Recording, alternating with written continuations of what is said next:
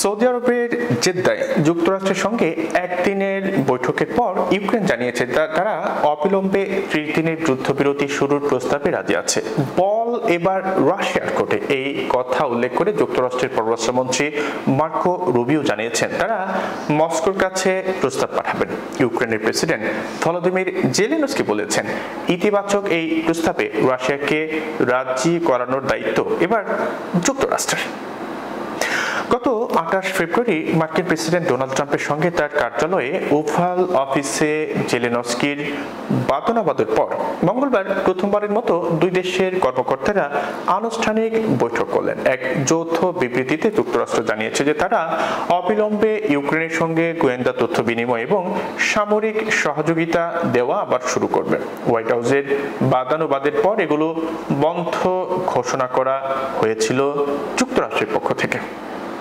স্থানীয় সময় মঙ্গলবার সৌদি আরব ইউক্রেন রাশিয়া যুদ্ধ নিয়ে যুক্তরাষ্ট্রের প্রতিনিধির সঙ্গে আলোচনার পর এই ঘোষণা এসেছে। এ বিষয়ে মার্কিন পররাষ্ট্রমন্ত্রী মার্কো রুবিও জানিয়েছেন যে এখন রাশিয়ার কাছে আনুষ্ঠানিকভাবে প্রস্তাবটি উত্থাপন করা হবে। তিনি বলেন পুরো বিষয়টি এখন মস্কোর হাতে। আমরা রাশিয়ার দিক থেকে দ্রুততম সময়ের মধ্যে ইতিবাচক সাড়া আশা করছি, এরপরই আসল সমঝোতার আলোচনা শুরু হবে। সৌদি আরবে অনুষ্ঠিত আলোচনায় ইউক্রেনীয় প্রেসিডেন্ট ভলোদিমির জেলেনস্কি উপস্থিত থাকলেও সরাসরি এই আলোচনায় তিনি অংশ নেননি। তবে যুদ্ধবিরতির প্রস্তাবকে স্বাগত জানিয়ে তিনি বলেছেন যে এই চুক্তি শুধু আকাশ ও নদীপথের জন্য নয়, বরং সমগ্র যুদ্ধক্ষেত্রের জন্য এই চুক্তি প্রযোজ্য।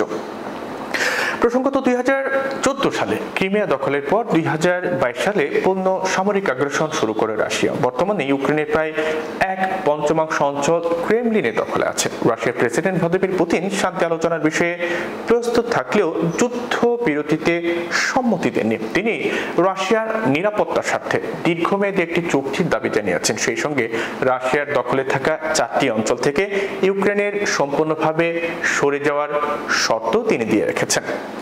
রাশিয়ার পররাষ্ট্র মন্ত্রণালয়ের এক বিবৃতিতে বলা হয়েছে যে মার্কিন প্রতিনিধিদের সঙ্গে আলোচনার বিষয়টি বিবেচনাধীন রয়েছে, তবে এখন পর্যন্ত রাশিয়ার পক্ষ থেকে কোনো চূড়ান্ত সিদ্ধান্ত জানানো হয়নি। মার্কিন প্রশাসন রাশিয়া ও ইউক্রেন উভয় পক্ষের সঙ্গে দ্রুত সমঝোতায় আসতে আগ্রহী বলে জানিয়েছেন মার্কো রুবিও। তিনি বললেন যে যতদিন যাচ্ছে এই যুদ্ধের কারণে প্রাণহানির সংখ্যা বাড়ছে এবং দুই পক্ষের সাধারণ জনগণই মূলত সবচেয়ে বেশি ক্ষতিগ্রস্ত হচ্ছে।